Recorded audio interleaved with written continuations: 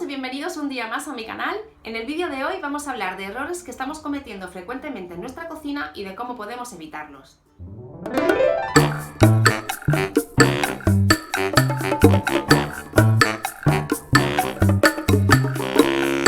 Como estáis viendo, estoy cambiando un poquito el formato de mi canal, estoy cambiando un poquito la temática, ya que, bueno, pues aparte de recetas, también me gustaría contaros otras cosas, compartir otro tipo de contenido, así que os agradecería mucho que después de ver este vídeo os pasarais por los comentarios y me dejarais vuestras impresiones, qué os ha parecido y si este tipo de temática os gusta y os resulta interesante. A mí me ayudará muchísimo para ir generando contenido y para que os guste todo lo que hay dentro de este canal. Seguirán habiendo recetas, por supuesto, lo que pasa pues que voy a intentar que no sea solamente recetas, quiero variar un poquito y hacer un contenido más variado en mi canal.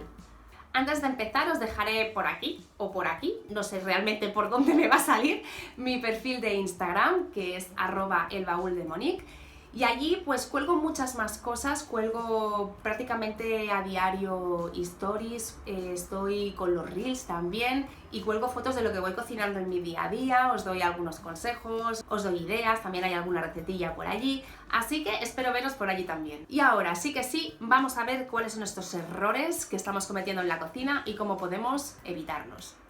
Uno de los errores que probablemente estemos haciendo mal es el orden en el que alineamos nuestras ensaladas.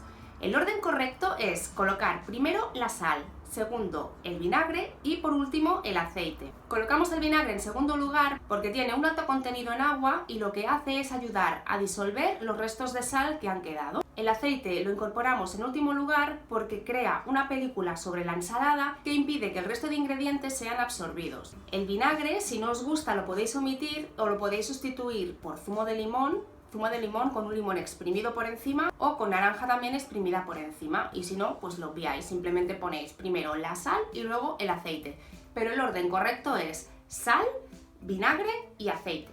Probablemente a la hora de cortar los alimentos utilices una tabla, pero probablemente estarás utilizando la misma tabla para cortar todos los alimentos que necesites. Bueno, pues que sepas que esto es un error. Lo correcto es tener una tabla para cada grupo de alimentos. ¿Por qué? Porque cortar diferentes alimentos en la misma tabla, aunque la hayamos limpiado previamente, puede provocar una contaminación cruzada por las bacterias de cada alimento. Como ya os he comentado, lo mejor es tener una tabla para cada grupo de alimentos específicos. Por ejemplo, una tabla para el pescado, una tabla para la carne, una tabla para las verduras y una tabla para los embutidos. Sé que es un poco engorroso tener tantas tablas en la cocina, pero la verdad es que es mucho más higiénico tener una tabla para cortar cada grupo de alimentos. No hace falta que utilicemos tablas grandes o que nos acumulemos con un montón de tablas, así que lo más aconsejable es que tengamos tablas que sean un tamaño pequeñito o medianito, que tampoco sean exageradamente grandes, que no sean muy gruesas, que las podamos guardar en un cajón perfectamente y a ser posible que no sean de madera. Las tablas de madera son muy bonitas, son muy robustas, pero la verdad es que son muy difíciles de limpiar. Y conseguir que una tabla de madera quede perfectamente limpia y sin bacterias es mucho trabajo. En el siguiente error que voy a comentaros, han habido muchas teorías, se ha hablado mucho sobre eso y es sobre el papel de aluminio. ¿Colocamos bien el papel de aluminio a la hora de conservar nuestros alimentos? Bueno, he estado informándome, lo he estado mirando bien y resulta que el papel de aluminio, como ya sabéis, tiene dos caras. Una es brillante y la otra es en mate. Bueno, pues la parte mate del papel de aluminio no es tóxica. Según la OPU, lo único que es tóxico es si lo ingieres. O sea que no tiene nada que ver que un alimento esté en contacto con la parte mate o con la parte brillante. Eso sí, a la hora de cocinar es mucho más recomendable hacerlo con la parte brillante por dentro. ¿Por qué? El lado mate absorbe todas las temperaturas exteriores, mientras que el lado brillante hace totalmente lo contrario, es decir, lo repele. Bueno, pues dicho esto, el error que probablemente estemos cometiendo muchas personas es el cómo colocamos el papel de aluminio a la hora de cocinar los alimentos. No a la hora de conservarlos, sino a la hora de cocinarlos. Por ejemplo, un pescado que lo vas a cocinar al horno o unas patatas a la brasa, patatas al horno. Para cocinar correctamente los alimentos tenemos que colocar la parte brillante hacia adentro para que lo cocine uniformemente y más rápido. Además, otra de las funciones que tiene el papel de aluminio es que intensifica mucho más los sabores al cocinar. El papel de aluminio es un producto que prácticamente lo tenemos todos en la cocina y tiene varios usos, como por ejemplo cocinar, conservar y envolver los alimentos. Para conservar y envolver es totalmente indiferente cómo lo coloquemos. Lo podemos colocar del lado mate o lo podemos colocar del lado brillante. El papel de aluminio es un producto que es muy difícil de reciclar, lo que hace que tenga un gran impacto ambiental. Es aconsejable utilizarlo como delación o si encontramos algo que lo pueda sustituir, pues mucho mejor. Prácticamente todos conocemos la famosa regla de los 5 segundos, esa que dice que si un alimento ha caído al suelo pueden pasar 5 segundos antes de que lo volvamos a ingerir. Bueno, pues eso es un error, eso no es cierto. Lo cierto es que un alimento en cuanto cae al suelo queda automáticamente contaminado por los microorganismos que hay en la superficie. Así que cuando se os caiga un alimento al suelo, ni 5 segundos, ni soplar, ni lavarlo, directamente a la basura. Cuando nos ha sobrado comida o hemos cocinado comida de más, es muy normal que conservemos estos alimentos. ¿Pero lo estamos haciendo correctamente? La comida cocinada empieza a desarrollar microorganismos si la dejamos más de 2 horas a temperatura ambiente. Lo correcto es que conservemos los restos de comida o las sobras dentro de tuppers herméticos y dentro de la nevera. Los contenedores o los tuppers, si puede ser que sean de cristal. Nunca debemos conservar la comida que ha sobrado dentro de la nevera en platos que estén abiertos o en envases que no estén tapados, ya que esto provocará que la comida se nos estropee antes, desprenderá olores y contaminará el resto de alimentos frescos que tengamos en la nevera. Uno de los errores bastante frecuentes que solemos cometer es conservar en la nevera alimentos que en realidad no necesitan frío. Hay alimentos que no les conviene el frío, porque hay muchos alimentos que metiéndolos en la nevera lo que hacemos es impedirles su estado natural de maduración. Puede provocar que se pongan duros y además pueden hacer que pierdan totalmente su sabor. Os voy a contar algunos de los alimentos que son más frecuentes que conservemos mal. El chocolate. ¿Os habéis fijado que cuando guardáis el chocolate en la nevera se le pone como una capita blanquecina? Bueno, pues eso lo que está haciendo es que le está cambiando el sabor al chocolate, con lo cual nos está diciendo que no necesita frío, no hace falta meterlo en la nevera. ¿Dónde podemos conservarlo? El chocolate lo debemos conservar a temperatura ambiente y en un lugar que esté alejado de la luz. Los tomates. Si conservamos los tomates en la nevera, lo que estamos haciendo es interrumpir su proceso natural de maduración. Además, estamos provocando que dejen de potenciar su aroma y su sabor.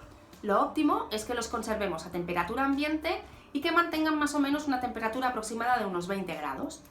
El pan. Si conservamos el pan en la nevera, lo que estamos haciendo es que se estropee más pronto y que pierda todo su sabor. El pan no necesita frío. Su lugar de conservación es un espacio que esté fresco y seco, como por ejemplo pues podría ser una bolsa de tela de algodón o dentro de un cajón. Lo que sí que podemos hacer es cortar el pan en rebanadas y lo podemos congelar. Si congelamos el pan así, nos puede llegar a durar hasta 3 meses. Las frutas.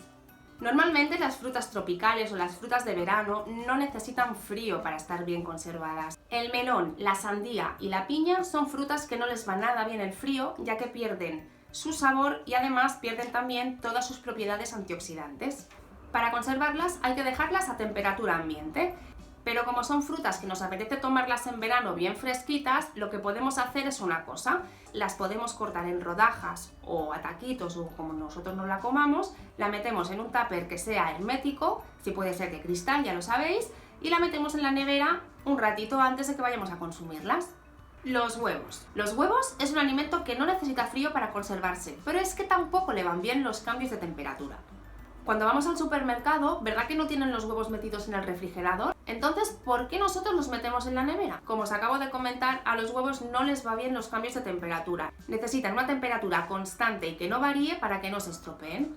Si en nuestra casa tenemos un lugar donde podamos conservar los huevos en el que la temperatura sea igual, que no varíe, ahí es donde debemos conservarlos. Pero como es bastante difícil que en una cocina o que en nuestra casa, depende de donde tengamos ubicada la cocina, la temperatura sea constante, por eso los guardamos en la nevera, porque así nos aseguramos que la temperatura siempre va a ser la misma y no va a haber variación.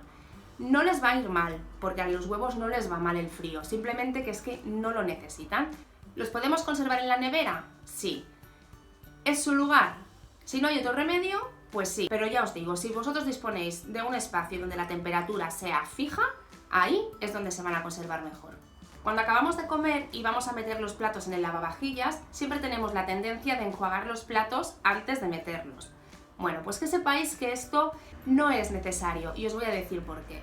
Los restos de comida que han quedado en el plato los podemos desechar fácilmente con la misma servilleta o con un papel de cocina en la basura. Enjuagar los platos antes es un gasto de agua totalmente innecesario, equivalente a 12 litros por minuto.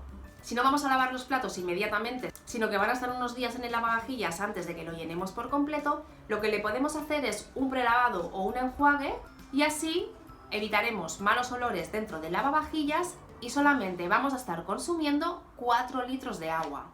Y siguiendo con el lavavajillas, otro de los errores que también solemos pensar es que usar un programa corto es mucho más económico. Y lo cierto es que es un error. Los programas largos consumen mucha menos agua y mucha menos electricidad. Un programa corto lo que está haciendo es obtener el mismo resultado que un programa más largo, pero utilizando más agua y mucha más energía para que queden con los mismos resultados, con lo cual está generando mucho más gasto. Espero que os haya gustado mucho este vídeo, que esta temática os haya interesado.